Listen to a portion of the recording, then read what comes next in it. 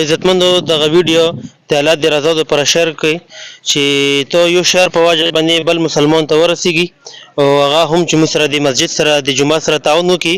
ماشاءالله مخکې مو یو ویډیو کړې وه، تاسو ډېره مینه محبت راکړی وه، نو خلکو ډېره رسولې وه.